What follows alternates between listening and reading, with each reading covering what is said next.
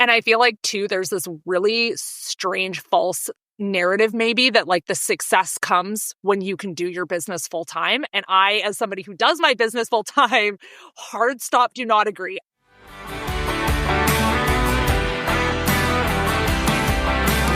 Welcome to the Workhorse Podcast, where we dig deep into the grit, passion, and strategy behind building a successful rural business. We're your hosts. I'm Kendall Ballantyne, owner of Central Park Farms and Marketing for Farmers. And I'm Jessica Garza, owner of Moose Valley Ranch and founder of Market in the Mountains. This podcast is for hardworking female farmers and rural entrepreneurs who are ready to turn their dreams into thriving businesses.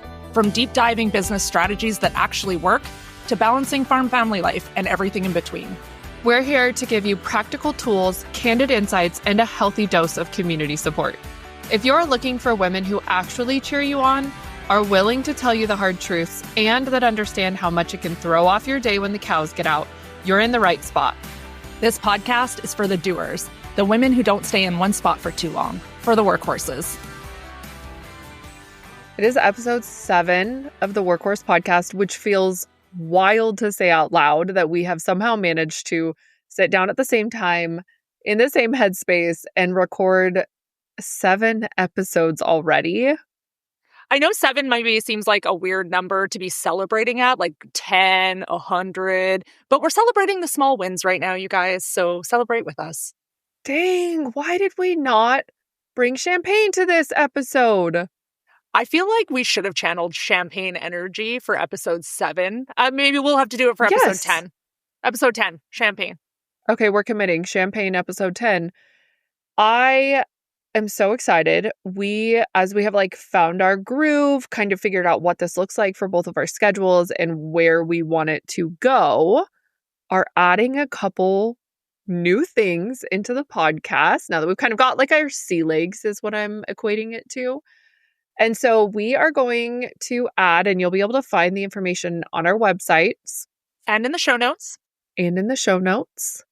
Baby podcaster here, so I'm still learning all the references. One of the things we know and love, and before we even launched the podcast, we were getting requests for guests to come in for episodes with us. And I think both of us were like, whoa, it's really hard with our schedules to get us together, much less coordinate with a third person to be in and recording. However, and we don't like to do things the same way everyone else does stuff. So we had a chance to sit down and really talk about it and really talk about what we wanted and we felt like was kind of missing in our niche and how we could serve the women in our circle a little better. So we are adding a featured guest to some of the episodes, and you can submit yourself for that or submit someone else for it through the website or the show notes. But kicker, it's not for the whole episode, and it comes with some really tough questions. So it's like a fun little highlight feature at the end where you get to come on and tell us about your business and also answer some questions to provide service to the other listeners. Your kind of take on some things that can give a useful tip for another woman who's listening. Yeah, and we want it to be super industry specific, or if you're willing to open up and be vulnerable about a situation, that's obviously something that's really important to us. So if you have any questions, that's up now. You can go submit your stuff in, and then we'll sort out all the scheduling stuff with you on the back end, but that's coming soon. And then the other thing, do you remember in the newspapers where you could write in questions, the sections? Was it Ask Miss Manners? Oh, I mean, I didn't hear about that one, but yeah, we used to have that where you'd submit a question. Canadian. If there's a Canadian listening who remembers what our Ask Miss blank was, can you please send me a message? Because I can't remember. We got a lot of things that are... So we're going to add that ability. There is an anonymous place for you now to submit a question to us. There is really nothing off limits in terms of topic or how deep you want us to go. If you feel like it's something that you would love our opinion or take on, want us to discuss it, you can drop it anonymously in there. And we will be going through them routinely. And then when we want to add it to an episode, we will be chewing on that. And, we love to put ourselves under some pressure. So we're going to come up with names for all of this later when our creative juices are flowing. So stay tuned for that announcement. And be sure to actually go over and ask a question, because otherwise we're going to be answering questions from my mama. And I love my mama Sharon, but like go over and ask some questions so that we have some good stuff that we'll pour back into this community for you.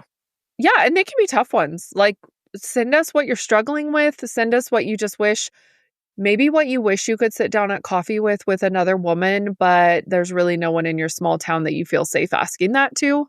And you We're here don't need to for it. attach your name. So No. you just have to ask the question. There's no nothing. Just drop it in there and we will answer your questions for you in a special segment that is nameless right now, but will one day have a name. Yes. Nothing like starting something before we're ready, but that is kind of our calling, is jumping off the deep end with 2 feet first. And you will be able to give some context. It's not like a 50 character limit. You can really give us something to chew on, something to talk through. But I think that's one of the things that I missed the most when I was starting out, or even now building in a community, is it's really hard to feel like you can speak freely and speak with true vulnerability and have a sort of uninvested feedback given, because there's kind of always an angle when they're local. And I mean, that was the whole point of this podcast, was to build community. It's not just us talking at you guys all the time, but you guys participating back. And that kind of links in with the reviews you guys have been so kind to leave us. We have really enjoyed reading all of them. So we thought this was kind of a fun way to incorporate you guys more into the podcast. We really want this to be a two-way street. So we read all of the reviews. This one from Louisa Pett. This podcast feels like chatting with 2 friends who truly understand rural entrepreneurship. Their honest, relatable stories and practical advice make it easy to connect and learn. It's real, refreshing, and inspiring. A must listen for anyone navigating business with heart and grit. Oh, thank you so much for that. I can't even tell you how much that means to us, because that is the whole point. truly, that is the point. And reviews are amazing. We love and appreciate that so much. But we also wanted a way for you to express, as we touch on more topics, that maybe bring up something in your own journey and your own growth that are really difficult, to feel like you have a community and that we're here for you in that way. So hence the anonymous ability to send in questions. And the guest feature I'm super excited about, because that's the other thing we love, is like connecting women and sharing what women do in a space for that. We're excited. We are very excited. But that is not the only reason we're here today. We have another topic to cover for you. And we wanted to kind of dive into the concept of jumping into your business in a way that you leave your job and focus fully on your business. And we have a pretty unique perspective on that, with Jess still holding her full-time employment while balancing the demands of owning her own business. And me, I am fully in the business and sometimes wishing I had that additional revenue stream. We've had this conversation so many times, to where you're at this tipping point and you are in your head so stressed and so overwhelmed and so tapped for time that it feels better to go all in on your business, but you're kind of waiting for the sign, the magic blessing, whatever it is, that you should quit your full-time job and go full-time on your business. And I feel like, too, there's this really strange false narrative maybe that like the success comes when you can do your business full time. And I, as somebody who does my business full time, hard stop, do not agree. I get that so often in one-on-one coaching, that women come into the space with me and they're like, I just want to get to the point. And I get it. It's because you are so slammed and you want to get to the point where you're doing this full time, or your husband is no longer, working off farm and you're in the farm full time, or you're in the business full time. And it's almost like that is a badge of success. And I'm not saying there's not something to celebrate about that if it's right for you and your business. But as somebody who's doing it, I would not say that that is the marker necessarily of success. I mean, how many times do you hear someone say, I just want to retire my husband, or I don't even know. It makes me so frustrated to hear that, because I think if anyone is looking at my journey and feels like I'm not all in on my business right now, those are fighting words. Yeah. Can you give some backstory of where you're at right now? Like, for those who might be new to us, give me the backstory. So I was in law enforcement full-time, definitely not a 40 hours a week, Monday through Friday, 9 to 5 position, like shift work, detective investigations, call outs, all the time when I started. And I think I did receive the viewpoint from some people I really looked up to when I started, that you're not all in until you're all in. And that sort of became the benchmarker for me. And shortly thereafter, things changed in our family and I was able to leave the detective position. So I did. And I was in the business full time. That was my plan. I wasn't going to return to work, but things changed again in our family and I went back to work. And ever since then, I have continued to work full time plus outside employment. Now I'm in rural economic development and run the business and the family. And homeschool the kids. I And always feel homeschool. like I honestly. Okay, but to be fair on that, like that's one that I really want to give credit to CJ on because in terms of carrying the homeschool load, I would say he carries 75% of the load of homeschool, at least. Yeah, actually, you know what? And as soon as I said that, I thought the same thing. Like, I know that you guys are jointly Yes. contributing to that, but CJ definitely steps up on that. Yes, he does the majority of the boys' lessons. Part of that is because of the way his shift works is he's off in the mornings. And so it's kind of a natural, like, get up and get the lessons out of the way. And then he also recognizes like how much this does take time-wise to run a business, build a business, scale a business. And when we decided to homeschool, we knew that that was going to be a significant change for us. So I am still working full-time and my business is growing rapidly. We broke 6 figures. We've grown 300% year to year in the last 3 years. So we were kind of on I can't describe whatever growth. My 9th grade math teacher is going to be disappointed in me. Whatever that growth chart is, where it's kind of a slow on ramp and then all of a sudden it goes up. Yeah. Someone smarter than me can tell me what that is. As somebody who has watched that process, it has been quite the spike. Oh yeah. Yeah. And just the diversification we've taken on. Like when it started, it was just supposed to be like some weddings and maybe like an event for rural women entrepreneurs a couple times a year. And it definitely grew from there. And are there days I don't want to go to work? Absolutely. Are there days where I'm like sacrificing that I can't do more on the ranch because of my full-time employment? 100%. But I also recognize, so we're in a really interesting spot. The ranch, we don't own the property. Where I hold the events was sort of an abandoned homestead, for lack of a better word. It was renters at one point. It was my dad's shop when he had a business and needed more space. And then they sort of just walked away from it and closed the gates for 20 years and just didn't go down there. So when I came back, I was like, oh, I'll clean this area up. No one's using it. I can this will be my space. And I didn't know how much capital it needed to become functioning. It was a lot. It's expensive to build. Like if you've built anything, even if it's like a little farm stand shed, if you've built anything. I feel like so I expensive. underestimate how much it's going to cost for every infrastructure piece that we have ever put into our business. 100%. Because you don't, especially when you're a dad, because I also, like you, adapt previously existing, I don't want to say crap, but like, it is, you though. know, a machine shed that turns into something, or a previous like shavings bin that becomes something. I mean, you don't know until you're in the thick of some of those things how much it's going to cost to take that on. Yeah, I definitely think I underestimated the amount of just the capital required for the road. And I got backed into a corner. And this is one instance where I was so grateful that I still was working full time because we sold a wedding and weddings book out way far in advance.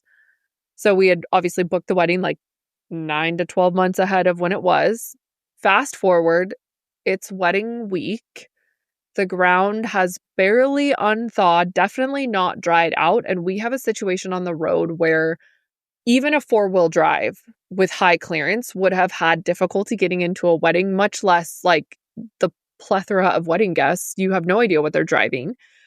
I had to put 50 tons of gravel into about a 30-foot chunk of road. There was no bottom there.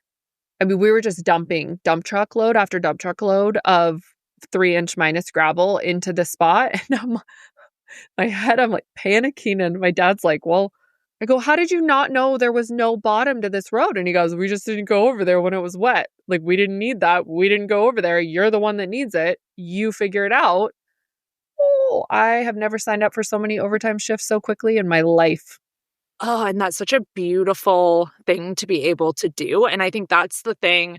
People look at it and they feel like, oh, Kendall, you're so, oh, Kendall, you're so lucky so often. And I know we all do. Like, I know Yeah. that's a thing. We look at what somebody else has and it's human nature that we look at that.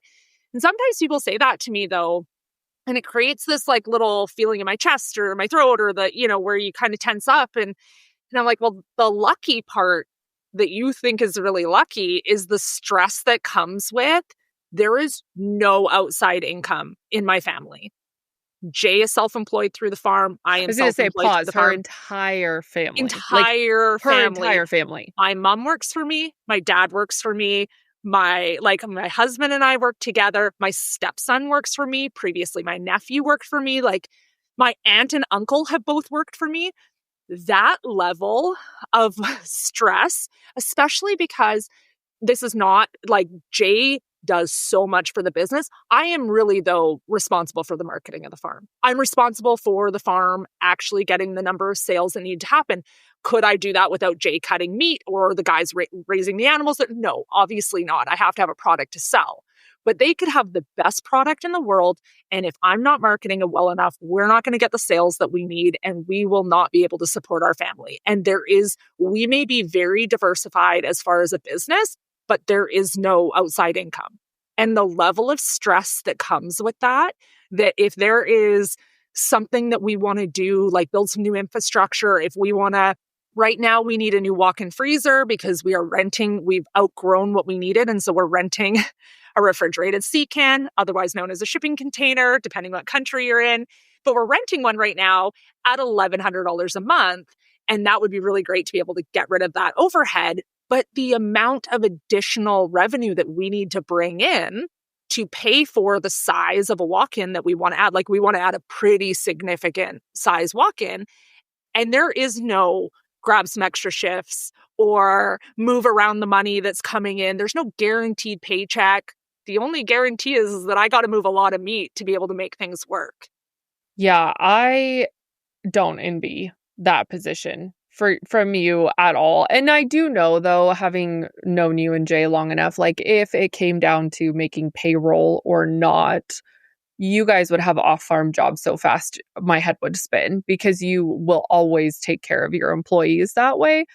And I think there is sort of this feeling like once you leave your position full-time that you can't, that it's failing to go back into I went working back. or... Mhm. Did you know I went back? Yeah, because it was a farm market job, right? The farmer's I went back. marketing manager. So now it's kind of a different scenario. So we lost our butchers and I couldn't recover that. Our butchers decided that they didn't want a custom cut for anyone anymore and they were going to get out of custom cutting. Our business was too big at that point to find another butcher. We went everywhere. We tried everything. And then we thought we were going to close. COVID hit. We couldn't get passed for a butcher shop on the farm because our health authority didn't care that we were going to lose our business. It was weird. There was like shortages of meat everywhere in my area. And the health authority was too focused on the pandemic to worry about the food security, which was impacted by the pandemic. It was very strange. Anyways, we thought we were losing our company at the peak of popularity. That is the worst feeling, is thinking that we're going to close our thriving, financially successful business because of a third-party situation. Anyways, I ended up going and getting a market manager position at our local farmers market. And so the farm was still selling because we had a ton of inventory. So the farm was still operating. We were still selling at the market that I was then managing. So I couldn't man my own booth at the market anymore. So Jay and my mom were manning the booth, and then I was the market manager at that same market. I had a salary again, and it was a well-paying salary. And I can't even tell you, it felt so baller. Like I felt like I was so rich. I was like, if we needed, then we like our butchers ended up deciding to keep us on. But there was still that transition where, okay, now we knew we weren't losing the business because our butchers decided they didn't want to be responsible for us closing. And they even tried to help us find another butcher shop. So they decided to keep us on, but I had already committed to the market. So now I had this weird, like where I had a job that I technically didn't need, but I committed. And it was also the market that I sold at. So I didn't want to, like leave them high and Yeah, dry with no you're not manager. just Well, getting out of yeah, that. like you're just not like, sorry Mm-mm. guys. So anyways, but I felt like I was rich. I was like, we need something for the farm. No problem. I've got a salary. Like, we're good. It was just like, we want it. We're getting it. And I look back at that sometimes and I'm like, dang, that was kind of nice. Like, yeah, it was a lot of work. And yeah, we had to balance figuring out how I could do my job. And it was challenging during that time to be as motivated for my job as I was for my business, because obviously those things were different. And having come from a career previously, like I was a career employee, I was the director of operations for a large transportation company. And then I jumped into business ownership.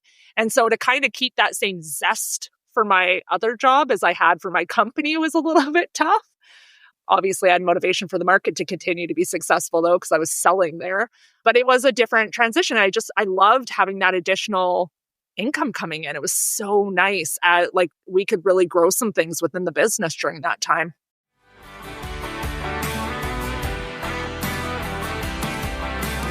Running a rural business isn't for the faint of heart. Whether you're growing crops, raising livestock, or building a small town business, you know the challenges and the rewards better than anyone. That's why we created the Workhorse Collective, a monthly coaching membership designed for rural business owners and farmers who want practical marketing strategies, real community, and results that actually matter.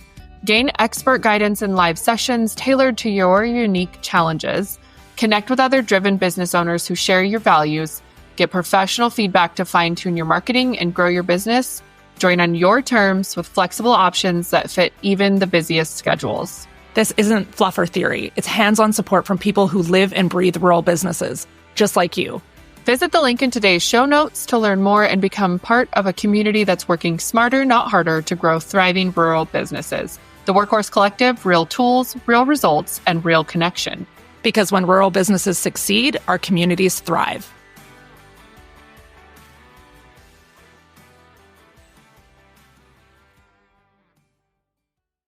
I had such an I don't give up attitude when I was in law enforcement, especially at the end, which is part of why I got out of it. You cannot afford to be in law enforcement and know that you're not being safe and not making, like, my head's not in the game. And that's not something you can have in law enforcement. So that much was apparent that it was time to get out of law enforcement. And then I went into the rural economic development, which is wild because my degree is in economics and I'm a law school dropout that never used it again, like never needed a degree in economics to be a cop. Here comes this job. I start this job and I love it. Like, I really love it. It definitely like I'm going out and talking to small businesses and helping them, finding resources for them. I'm working on, the infrastructure side of things. I don't think I really realized how much there was to that in this position. So I'm definitely learning some new things too. But it is a fun job to do. And so sometimes it's easier to focus on that job because I make a really good guaranteed paycheck from it. And there are times when things are hard with the ranch. I've got my cash flow pretty dialed in. That was from the start. I was pretty dialed in with my cash flow. So it's never a cash flow issue. It's like when there's a difficult customer or a crappy situation and you're the one, like the buck stops with you. You got to deal with it. And you're the one that's dealing with the emails at 8:00 at night for an hour of your life you can't get back, is when I find myself really wanting to like turn my attention to my full-time job. And it's so nice when I can just shut my work phone off at the end of the day and I'm done and I can call in on my board or my executive director and say, hey, I need backup with this situation. I need someone, to handle this. That's not me. I don't have that at Moose Valley. No, So and you don't just get to hang up the keys. And I think that was a big adjustment for me coming from corporate. I had a really good paying job. I've always been a bit of an overachiever attempt at work. So prior to, I was still kind of like bringing work home with me. And, that's probably why the transition into entrepreneurial life was a little bit smoother for me as far as workload was required. But it was, if I'm looking back at it and being honest, I jumped ship too soon on my corporate career for sure. Like I had a little bit of a jarring. moment when I left corporate and left that really high paying job to get into the farm full time. Because I was overlapping initially. And then when I I jumped ship too soon though, because I needed to jump ship from that company. I needed to leave that company. I had a very terrible boss. If anybody from that company is listening, I don't care, because he was a jerk and he sexually harassed people with that company, and I will stand behind that statement. So I was needing to not be in that company anymore. I did not like the way that that company was being run. I did not like how women within that organization were being treated. And Jay, I think that was kind of the catalyst. Oh, it was so bad. So my boss was not very great. This was not what this podcast was going to be about, but I'm going to share. I'm going to spill the tea. I'm here for it. Jay went to the Christmas party and said something to him. Oh, no. Jay had enough of the things that he was sending to all the women within the company. And it was coming through email. And I had gotten some of the emails from other female staff that were under me in my company. And I went to Jay and I said something to him anyways. He talked to him at the Christmas party. And it was I was just really ready to be done. And Jay confronted him about it at the Christmas party, and he didn't deny. And they had a conversation about it. And I was like, okay, then now's the time for me to make that. So it was a little bit of a jarring change, because what I didn't stage left. Right? Jay was totally in the right. I had no problem with the fact that Jay confronted him at the Christmas party. Because the guy was so out of line, and women were not being treated well within the company, and it was just getting nowhere. It was not going anywhere positive for a number of the women within the company. So Jay just gave him a nudge with some manners, reminded him that he should have some better manners. There's been a few higher ranking members of organizations in law enforcement that I would have loved the ability to provide them feedback on how they treated women in law enforcement. But that's yet again another podcast episode. That's a totally different episode. But when we're talking about leaving your full-time job and it's a situation like that, then 100%. If your safety... My mental health was not in a good spot from it. And if you already have the business going. I already had the business going, but it was not going at the level it needed to. But then because I was so high level at my company, making a jump from one company to another company in the same space was going to be just a massive onboarding process. And if I was already almost at the point that I wanted to leave my company, take the creeper out of the mix and just not wanting to do that job anymore.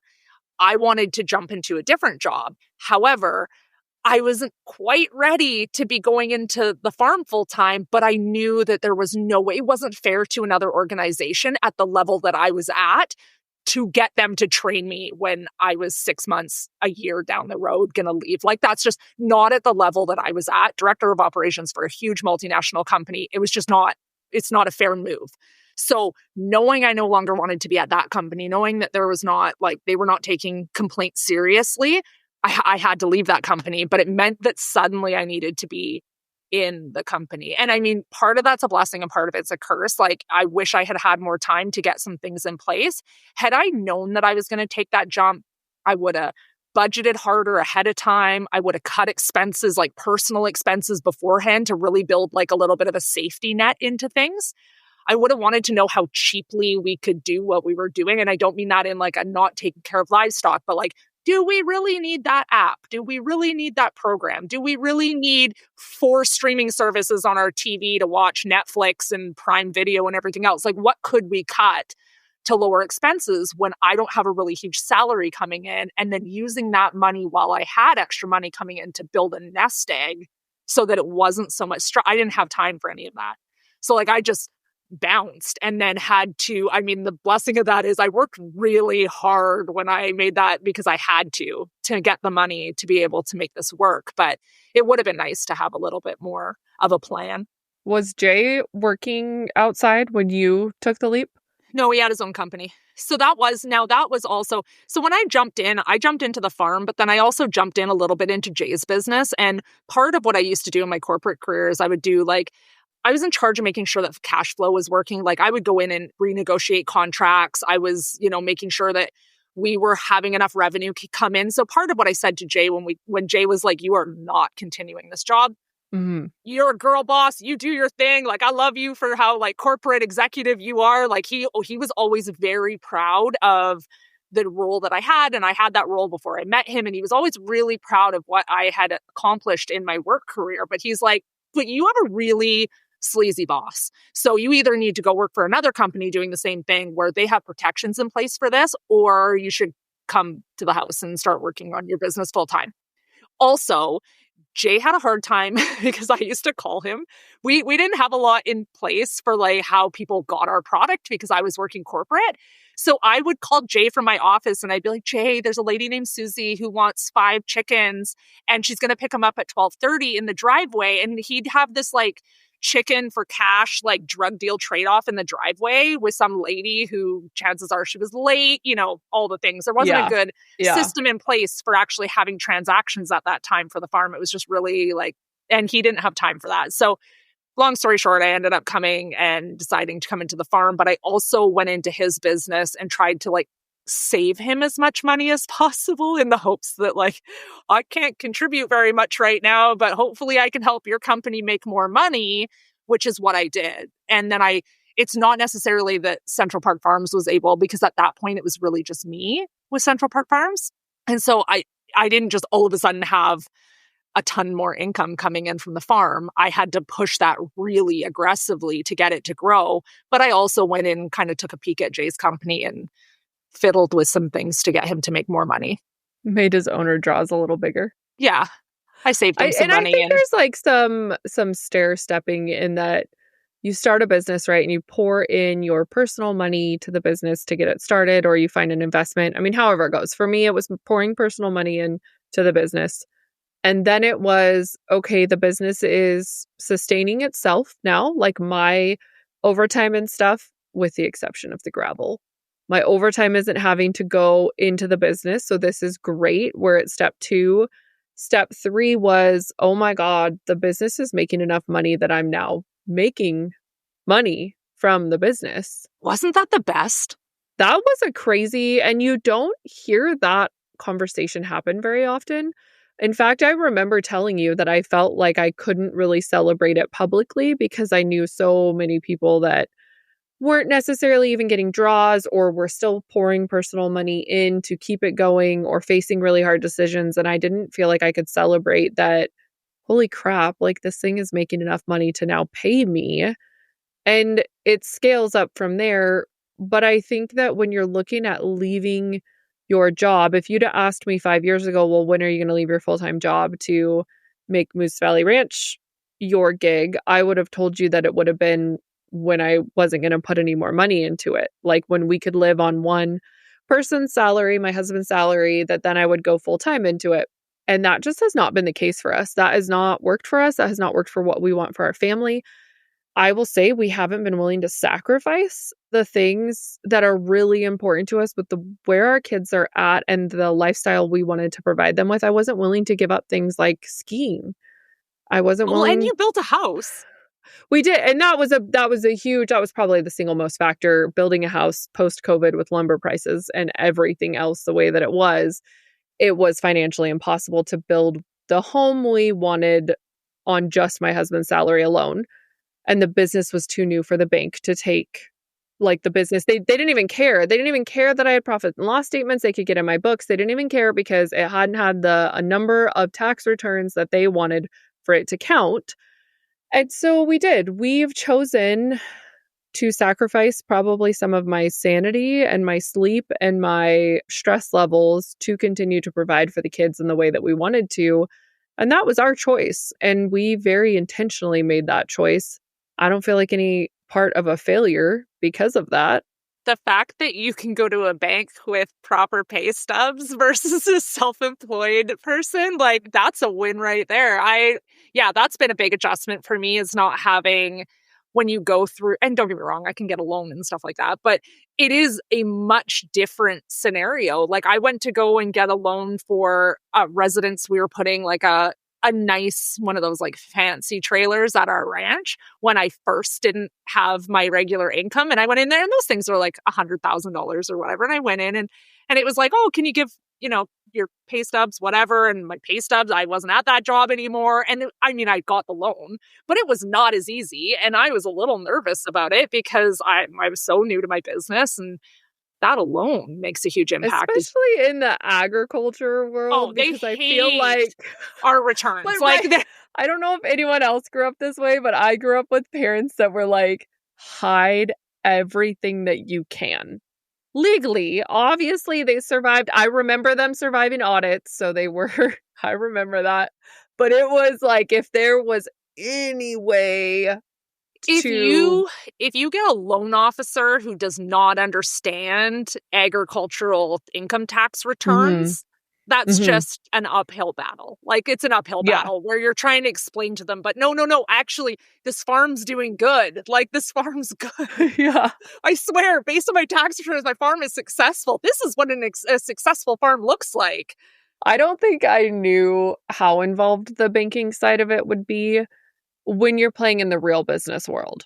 Like, when you're playing in the real business world with corporate credit cards, corporate accounts, corporate returns, owner's draw, remitting taxes, that's a whole kind of different level of business, I think, than a lot of rural women maybe start out intending to start. Like, I think so often it starts as a side hustle, or I want to make enough to pay for my kids' sports team, or I want to make enough to send my family on vacation, or maybe redo the bathroom that my husband's been swearing we would do, but the end of season payment came and it wasn't enough for the last 5 years. Like, there is a point there.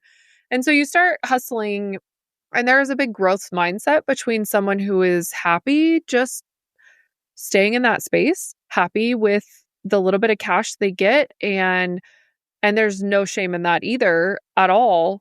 But that wasn't my mindset. Like, my mindset was capital improvements, capital improvements, capital improvements. Okay, we're there. Now we're legacy building. I want to build something so big that my kids and their spouses have the ability to come back to the farm and have a living wage from it if they want to. I want to be every traditional Hallmark book that you've ever read about the Vermont vacation general store, where the siblings each have like a different arm of it. I'm remembering a specific book series. I can't think of the name on it, but that to me is my goal, and that is going to take a lot longer. I'm a lot more patient because I know long term that's where I want to go. And right now that doesn't include me not working. No, 100%. And that's totally fair. And I've had conversations, like, I say that I don't have an off-farm job, and I'm fully self-employed, but I had diversified businesses even. Like, Central Park Farms is not my only business. I have marketing for farmers. I've got, different things within. So you can almost treat marketing for farmers as an off-farm job to a certain degree, a part-time off-farm job. Like, we have diversified our business, and I agree with you. We are trying to leave a legacy, and we want to be able to pass something down should kids want that passed down. And I had that conversation recently with Jagger. I know we referenced that in episode 4. If you did not listen to that one, head back there. But I did talk about that with Jagger, and I said, I would love to be able to pass this company on to you one day if you'd like it. And I would love for it to be successful enough that if in the future you've got a wife and she wants to stay at home with you and help run this company, that she can have an income from it. And I'm not old enough to retire, but maybe that in the future looks like me running marketing for farmers more, or leaning into one of the other diversifications within our company and allowing them to step into the main farm part of our business and have that opportunity so that there can be income generated for him and his family should they want to operate a business the way that Jay and I, because I feel so lucky that I get to work with Jay. We say it all the time. Don't get me wrong, the stress is intense, but there's a lot of times where I look over at Jay when we're, driving, running around doing errands or running to the bank or running and doing whatever. And I'm like, man, I feel really lucky that I get to do this with you. It might be stressful. Sometimes I might want to cry in the bottom of my shower, like you always say. I might be feeling like that sometimes. But man, I feel lucky that I get to do this. And I want to make sure that if that's something that Jagger wants for him, and if that's what his family wants, when he has one, that opportunity is there. And that's a long game. I so look up to you in that sense. Like, I do desperately resonate with the women who are listening to this and just want to turn in their 2 weeks notice and be done, and really feel like that's the magic answer to all of their struggles at this point, and that it would make everything so much better. I recognize that it's not, but I also just have this like deep-seated idolization of you for that, for your ability to do that and your ability to withstand kind of the mental health challenges that come with solo running with no backup. I just think I wish I could reach through the radio phone, whatever it is, the speaker microphone, and hug every woman out there who is desperately wishing for a change in their position or feeling like a failure because they saw some cute infographic on Instagram that says go all in, or you're not finding success until you're all in, or anything like that. And I wish I could take that away for them. For sure. And I honestly, I feel confident that I couldn't be doing this without Jay. It is the fact that we will support each other. When one needs the extra support, the other one's there. Like, this is very much a because it's us together that it works. I wouldn't want to carry that stress by myself. I know I carry the stress of needing to make sure that the enough transactions come in, but I know that if I've got to eat ramen and sell my truck to make sure we make payroll, Jay will give me a ride and he'll eat ramen with me. Like, that's kind of a thing that we can do together, and that we will always make sure we do whatever we can. But I also hear the narrative. I see the narrative, and I want people, as somebody who is doing this and is quote unquote all in and doesn't have necessarily an off farm job, that is not the measure of success. It just isn't. And I hope that you take it from somebody who's in it. It is not the measure of success.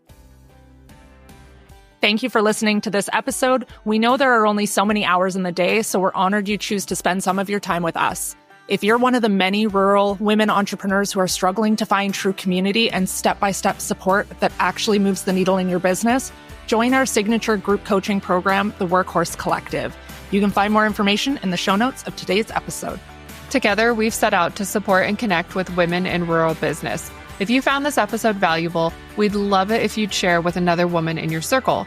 It would also be incredibly helpful if you would take a moment to leave a review wherever you listen to your podcasts. Don't forget to subscribe so you don't miss future episodes, and we'll catch you next time on the Workhorse Podcast.